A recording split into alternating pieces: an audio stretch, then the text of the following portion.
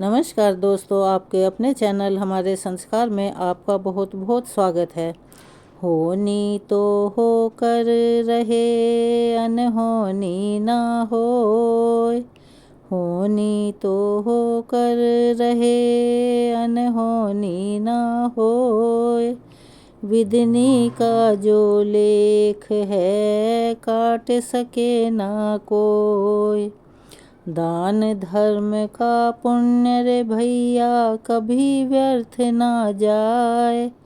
गर महीना बैसाख का हो, तो पुण्य 100 गुना होए।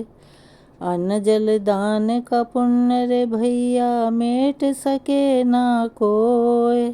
विधि का लेख बदल जाता है, गर कर्म पुण्यमयी होए। हर हर महादेव। ओम नमो भगवते वासुदेवाय नमः।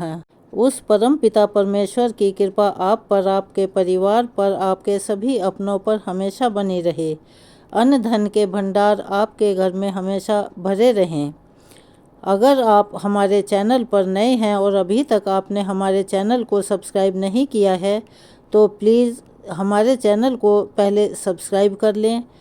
फिर वीडियो को एक प्यारा सा लाइक भी दे दें और वीडियो को ज़्यादा से ज़्यादा शेयर करें, ताकि यह जानकारी, यह कहानी और लोगों तक भी पहुंच पाए और वे भी इसका लाभ उठा सकें।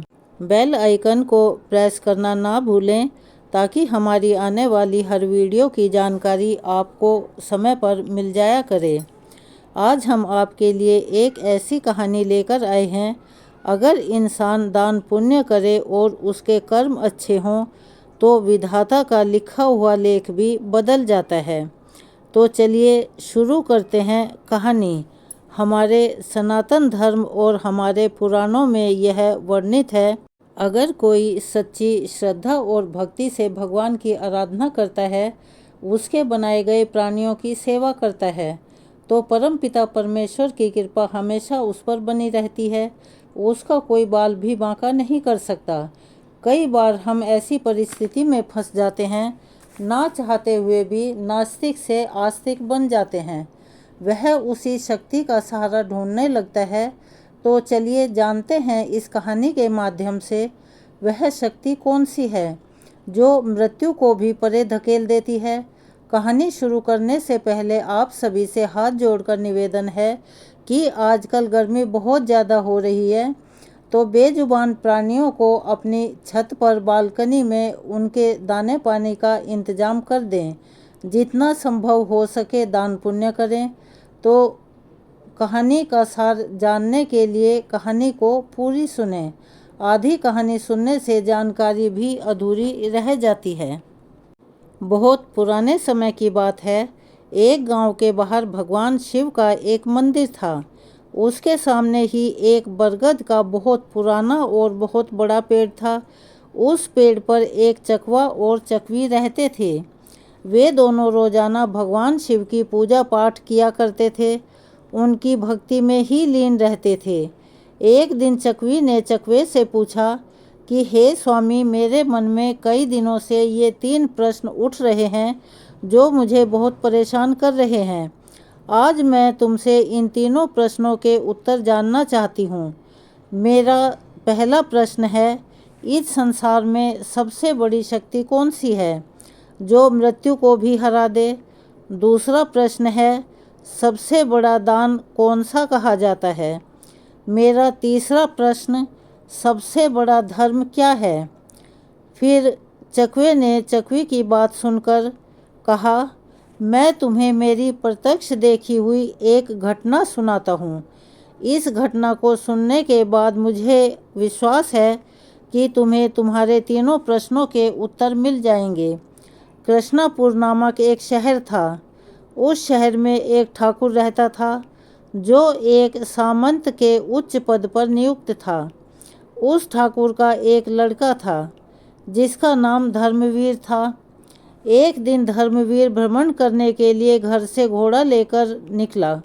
घूमते घूमते धर्मवीर को प्यास लगी। थोड़ा आगे चलने पर उसे एक पानी का प्याऊ दिखाई दिया। फिर उसने वहां जाकर पानी पिया और अपने घोड़े को भी पानी पिलाया। थोड़ी देर वहीं बैठकर विश्राम किया। विश्राम करते हुए धर्मवीर ने देखा कि वहाँ पर बहुत से यात्री आ रहे हैं और जा रहे हैं। पानी पीने के बाद बहुत आशीर्वाद दे रहे हैं। हर कोई यही कहता हुआ जा रहा है कि वह बहुत अच्छा काम कर रहा है। पानी पिलाने वाले को भगवान हमेशा खुश रखें, यह आशीर्वाद राहगीर देते जा रहे थे। इस बात को धर्मवीर वहाँ बैठा हुआ सुन रहा था। धर्मवीर सोचने लगा कि मैं भी अपने पिता से कहकर एक प्याऊ खोलूँगा और वहाँ मैं हर राहगीर को पानी पिलाऊँगा। यह सोचकर धर्मवीर घर चला गया और अपने पिता सामंत से कहने लगा, पिताजी मुझे किसी काम के लिए आपकी मदद चाहिए। तो ठाकुर कहने लगा, क्यों बेटे, क्या काम है? तब धर्मवीर ने कहा कि पिताजी मैं पानी पिलाने के लिए प्याऊ खोलना चाहता हूँ। तब ठाकुर ने कहा, हाँ हो जाएगा, हमारे घर में किस चीज़ की कमी है, हम एक प्याऊ खुलवा देंगे और उस पर एक नौकर भी रख देंगे। तब धर्मवीर उस ठाकुर से कहने लगा कि नहीं पिताजी, मुझे अपने हाथों से राहगीरों की सेवा करनी है, मैं अपने हाथों से ही उनको पानी पिलाऊंगा। पिता पुत्र की बात मान लेता है और मन ही मन बहुत प्रसन्न होता है। धर्मवीर के लिए पानी की प्याऊ की व्यवस्था करवा देता है। अब धर्मवीर एक ऐसे स्थान पर प्याऊ बना लेता है जहाँ दूर दूर तक कहीं भी पानी नहीं था। वहाँ उस रास्ते में जितने भी राहगीर आते पानी पीकर आगे बढ़ जाते। फिर एक दिन 4 यमदूत एक मनुष्य की आत्मा को लेकर धर्मवीर के पड़ोसी गांव से जा रहे थे। यमदूत ने देखा कि प्याऊ बनी हुई है तो वह चारों अपना भेष बदलकर उस प्याऊ पर पहुंच गए। वहां जाकर उन्होंने पानी पिया। पानी पीने के बाद चारों यमदूत उस आत्मा को लेकर आगे चले गए। उसके बाद जब भी यमदूत उस क्षेत्र में आते तो उस धर्मवीर की प्याऊ पर पानी पीकर ही जाते थे। एक दिन धर्मवीर ने जब उन्हें देखा तो कहने लगा, भाई तुम 4 दिन पहले भी आए थे, तुम अब कहाँ जा रहे हो और तुम कौन हो? तब वह चारों कहने लगे कि हम व्यापार करते हैं और इस रास्ते से 2-4 दिन में आते जाते रहते हैं। धर्मवीर उनकी बातों को सच मान लेता है। फिर धर्मवीर उन चारों का हर बार की तरह ही स्वागत करता है, मीठा और ठंडा पानी पिलाता है। धीरे धीरे समय बीतता जाता है और जब भी वह यमदूत वहां आते तो धर्मवीर उन्हें पानी पिलाता। अब चारों यमदूत धर्मवीर के अच्छे मित्र बन गए थे। इसके बाद जब भी वह चारों यमदूत उस मार्ग से जाते तो धर्मवीर की प्याऊ पर जरूर आते थे। वहां बैठकर उससे बातें करते और फिर चले जाते। अब धर्मवीर के विवाह का समय आ गया था तो धर्मवीर ने उन चारों मित्रों को निमंत्रण दिया। फिर वह चारों यमदूत उसके विवाह में शामिल हुए। विवाह होने के बाद धर्मवीर अपनी पत्नी को घर पर ले आया। उसके बाद कुछ समय और बीता। फिर एक दिन यमराज उन यमदूतों को बुलाकर कहते हैं कि कल ठीक 12 बजे तुम्हें एक धर्मवीर नामक व्यक्ति को लेकर आना है। यमराज ने उन यमदूतों को 24 घंटे पहले ही बता दिया था। अब चारों यमदूत सोचने लगे कि धर्मवीर तो हमारा इतना अच्छा मित्र है, हम कैसे उसे लेकर आएंगे। फिर वे चारों यमदूत धर्मवीर की प्याऊ पर आते हैं जहाँ धर्मवीर पानी पिला रहा होता है। वहाँ जाकर वे चारों दूत मनुष्य का रूप धारण करते हैं और धर्मवीर के पास जाकर पानी पीते हैं। पानी पीने के बाद वे चारों बहुत ही बुरी तरह से रोने लग जाते हैं। तब धर्मवीर उन्हें रोता देखकर उनसे पूछता है कि दोस्तों क्या हुआ, तुम क्यों रो रहे हो? तुम बताओ, मैं इस क्षेत्र के ठाकुर का पुत्र हूँ। अगर तुम्हें किसी ने सताया है या तुम्हारे साथ ज्यादती की है तो मैं उसे दंड जरूर दिलवाऊंगा। फिर उनमें से कोई जवाब नहीं देता। चारों एक दूसरे को देखने लगते हैं। उनमें से सबसे छोटे वाला यमदूत सबसे ज़्यादा रो रहा था। धर्मवीर उससे कहता है कि अरे मुझे बताओ कि तुम क्यों रो रहे हो, आखिर हुआ क्या है? नहीं बताओगे तो मुझे कैसे पता चलेगा? फिर वह छोटे वाला यमदूत कहता है, मित्र क्या बताऊं, हम चारों कोई मनुष्य नहीं हैं। धर्मवीर ने आश्चर्यचकित होकर उनसे कहा, फिर तुम कौन हो? हम चारों यमदूत हैं। हम जब भी इस क्षेत्र से किसी की आत्मा लेकर जाते थे तो हम तुम्हारे प्याऊ पर ही पानी पीने के लिए आ जाते थे और धीरे धीरे तुमसे हमारी मित्रता बढ़ती गई। यह सुनकर धर्मवीर को डर लगा। फिर वह सबसे छोटा यमदूत कहने लगा कि दोस्त, आज ठीक 12 बजे तुम मृत्यु को प्राप्त हो जाओगे। हमारी मित्रता के मोह के कारण ही हमें रोना आ रहा है। यमराज ने हमें आज्ञा दी है कि मैं सांप बनकर तुम्हारे सिर पर डसूंगा और यह जो मेरे 3 बड़े भाई हैं, यह तुम्हारे प्राणों को लेकर चले जाएंगे। फिर धर्मवीर कहने लगा, मित्र, जब मेरी मृत्यु का समय आ ही चुका है तो तुम्हारे रोने से क्या होगा? भला तुम भी क्या कर सकते हो? मैं मृत्यु से नहीं डरता। मैं तुम्हारे साथ चलने के लिए तैयार हूँ। फिर छोटा यमदूत कहने लगा कि दोस्त, सबसे ज़्यादा स्नेह तुमसे मैं ही करता हूँ, परंतु क्या करूँ, मैं मजबूर हूँ। बस मुझे यह जिम्मेदारी मिली है कि मैं तुम्हें डसूंगा और तुम्हारी मृत्यु मेरे ही हाथों होगी। तब धर्मवीर कहने लगा, ठीक है, कोई बात नहीं। जो यहाँ आया है उसे एक ना एक दिन तो जाना ही पड़ेगा। मृत्यु को कोई नहीं टाल सकता। फिर उस छोटे यमदूत ने कहा, देखो धर्मवीर, ठीक 12 बजे से 10 मिनट पहले हम चारों यमदूत तुम्हारे घर की सीढ़ियों पर बैठ जाएंगे। 10 मिनट बाद तुम्हें ले जाएंगे। इतना कहकर वे चारों यमदूत अदृश्य हो गए और अब धर्मवीर फिर थोड़ा सा घबराया और अपने घर की तरफ चल दिया। उसने रात को वह बात अपनी पत्नी से भी नहीं बताई और इंतज़ार करने लगा कि कब 12 बजेंगे। जब 12 बजने का समय नज़दीक आया तो वह छोटे वाला यमदूत सर्प का रूप धारण करके सीढ़ियों पर बैठ गया। इधर धर्मवीर मन में विचार कर रहा था कि बस मैं थोड़ी देर में अब मरने ही वाला हूँ और मेरी नई नवेली पत्नी है, तो क्यों ना चलो थोड़ी देर में अपनी पत्नी से ही बातें कर लेता हूँ। और यह सोचकर वह ऊपर के कमरे में जाने लगा। अब उसे जाने के लिए तो सीढ़ियों से होकर ही जाना पड़ता जिन पर वह सांप बैठा हुआ था। जब धर्मवीर ने सर्प को बैठे हुए देखा तो धर्मवीर उसे पहचान गया और उससे कहने लगा कि दोस्त, तुम मुझे डस लो, मैं कहीं नहीं जा रहा हूँ। तभी सांप ने कहा, मित्र, मैं तुझे ज़रूर डसूंगा, पर जब 12 बजने में 10 मिनट शेष रहेंगे तभी मैं डसूंगा। जब सर्प और धर्मवीर आपस में बातें कर रहे थे तो धर्मवीर की पत्नी उन्हें देख रही थी और उनकी बातें बड़े ध्यान से सुन रही थी।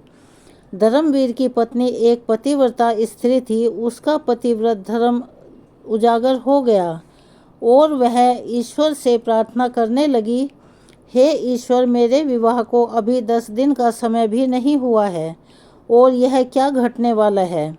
फिर चकवा ने कहा, हे चकवी, वह राजपुत्र की पुत्रवधू थी। उसने अपने पति के लिए 36 प्रकार के व्यंजन भोजन में बना रखे थे। उसी शहर में एक बहुत ही गरीब व्यक्ति रहता था। उस गरीब की एक बेटी थी जो कि 9 महीने की गर्भवती थी।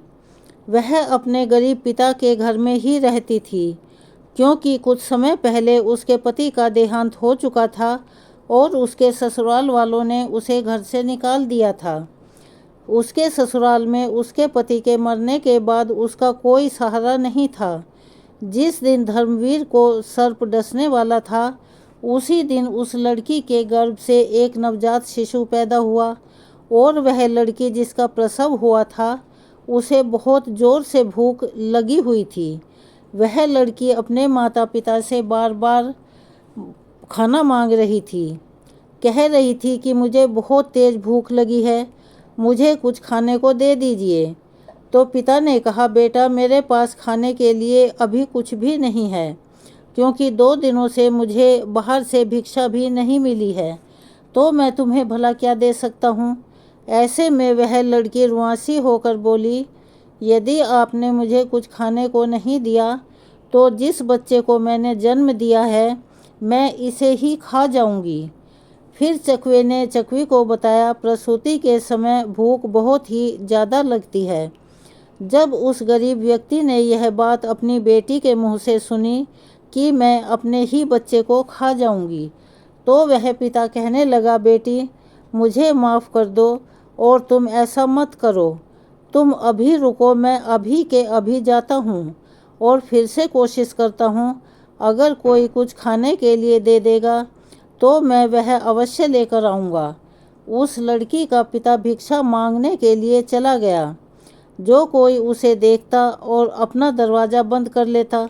इस प्रकार चलते हुए वह व्यक्ति उसी ठाकुर के महल के पास आ गया, जहाँ पर धर्मवीर से काल सर्प बनकर बातें कर रहा था और उसकी पत्नी छत से उसे देख रही थी, ईश्वर से प्रार्थना कर रही थी। तभी वह मांगने वाला आवाज़ लगाता है कि कोई भगवान का प्यारा मुझे भोजन दे दो। मेरी लड़की को प्रसव हुआ है और उसने एक नवजात शिशु को जन्म दिया है। मेरे पास उसे खिलाने के लिए कुछ भी नहीं है। मुझे पिछले कई दिनों से भिक्षा भी नहीं मिली है। अगर मैं आज भी कुछ खाने के लिए नहीं लेकर जाऊंगा तो मेरी बेटी अपने ही बच्चे को खा जाएगी।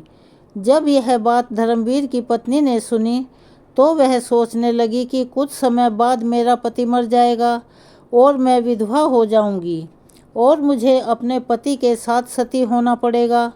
तो यह भोजन जो मैंने इतने सारे व्यंजन बना रखे हैं, ये किस काम आएगा। फिर मैं ऐसा करती हूँ कि जो मैंने बना रखा है वो भोजन मैं इस भिखारी को दे देती हूँ।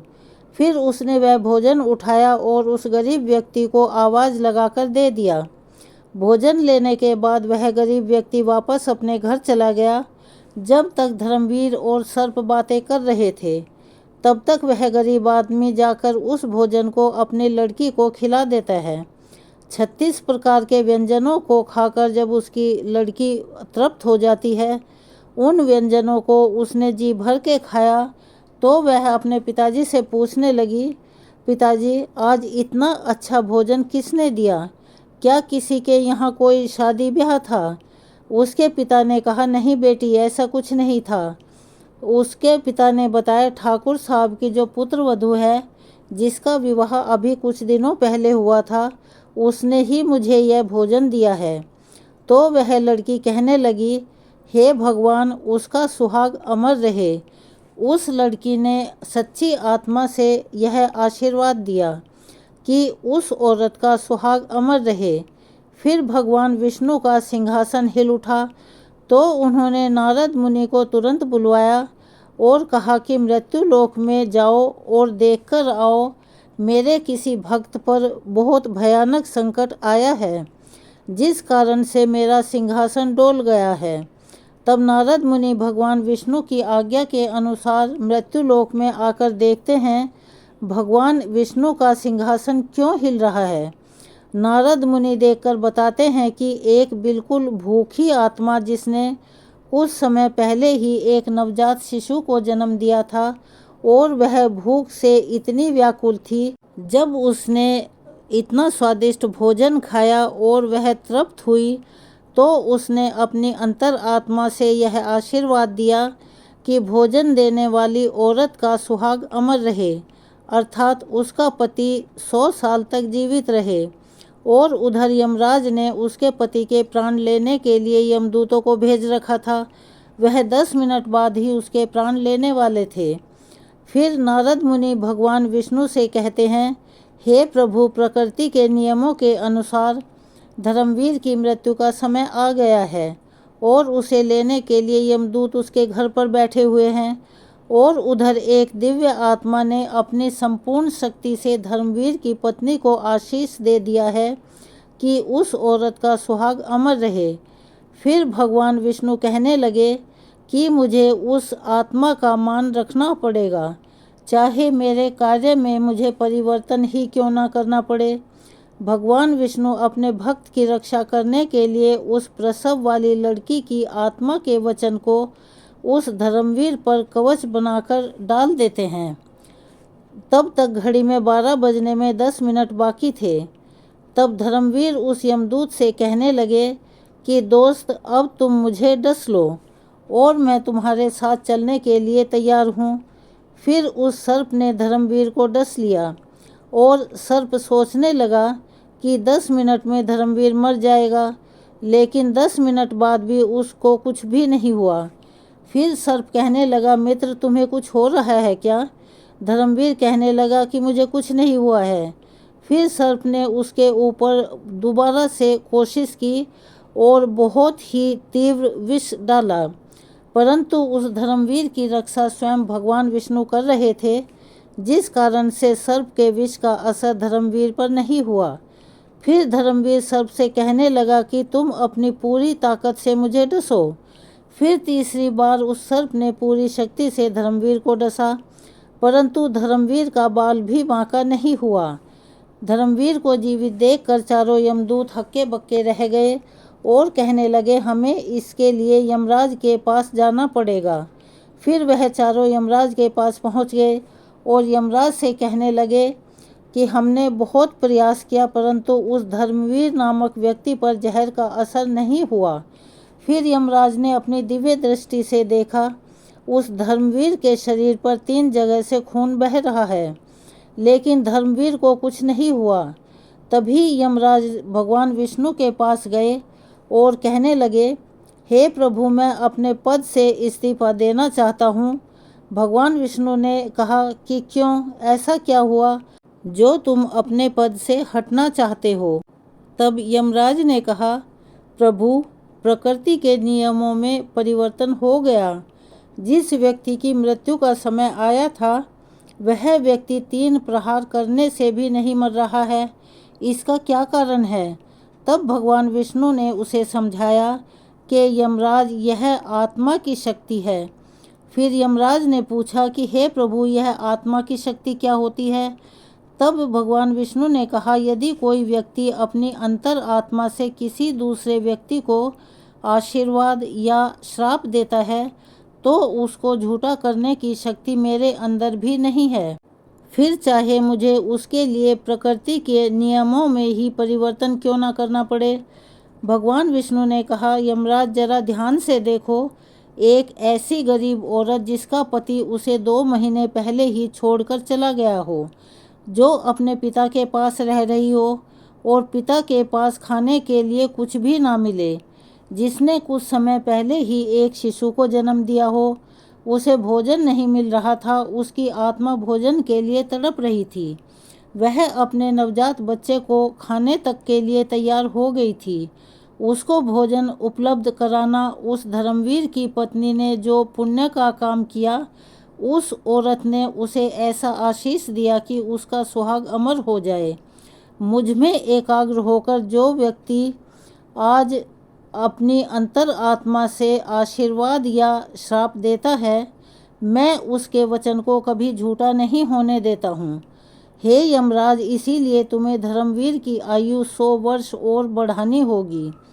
फिर यमराज धर्मवीर की आयु को 100 वर्ष बढ़ा देते हैं।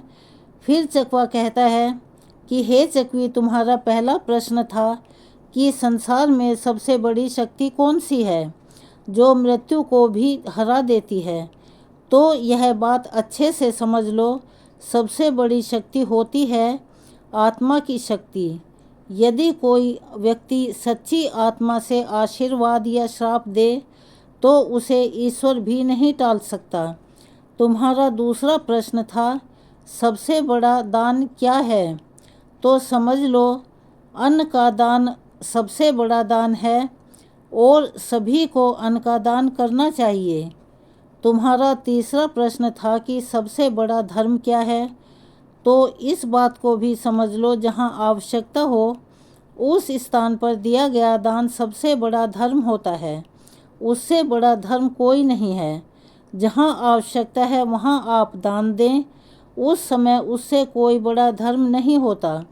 जहाँ आवश्यकता नहीं है, अगर आप वहाँ दान कर रहे हैं, तो उस दान का कोई मतलब नहीं होता और वह फलीभूत भी नहीं होगा। बिना ज़रूरत वाले व्यक्ति को या किसी अधर्मी को या पापी को, चोर को या जिसमें भी कोई अवगुण हो, अगर आप उसको दान करते हैं, बेशक वो ब्राह्मण ही क्यों ना हो। पहली बात तो, अगर किसी ब्राह्मण में कोई भी कमी होगी या उसमें गलत आते होंगी और वह सच्चा ब्राह्मण है तो वह दान लेगा ही नहीं, और अगर वह दान लेता है तो दान देने वाला और लेने वाला दोनों ही पाप के अधिकारी बनते हैं। अगर आप हमारे चैनल पर नए हैं, अभी तक आपने हमारे चैनल को सब्सक्राइब नहीं किया है, तो प्लीज़ हमारे चैनल को सब्सक्राइब कर लें, वीडियो को एक प्यारा सा लाइक भी दे दें और वीडियो को ज़्यादा से ज़्यादा शेयर करें। बेल आइकन को दबाना ना भूलें ताकि हमारी आने वाली हर वीडियो नोटिफिकेशन के ज़रिए आपको पहले ही मिल जाया करे। कमेंट्स बॉक्स में ओम नमो भगवते वासुदेवाय नमः, हर हर महादेव, हरे कृष्णा, राधे राधे, जय हो लक्ष्मी माँ की, जिसमें भी आपकी श्रद्धा हो वह ज़रूर लिखें। आपके किए गए कमेंट्स और वीडियो को दिया गया लाइक हमारे मनोबल को बढ़ाता है और हम एक नए उत्साह के साथ आपके लिए जानकारियाँ जुटाकर कहानियाँ आपके सामने प्रस्तुत करते हैं। तो चलिए मेरे साथ एक बार बोलिए, हर हर महादेव, ओम नमो भगवते वासुदेवाय नमः। धन्यवाद।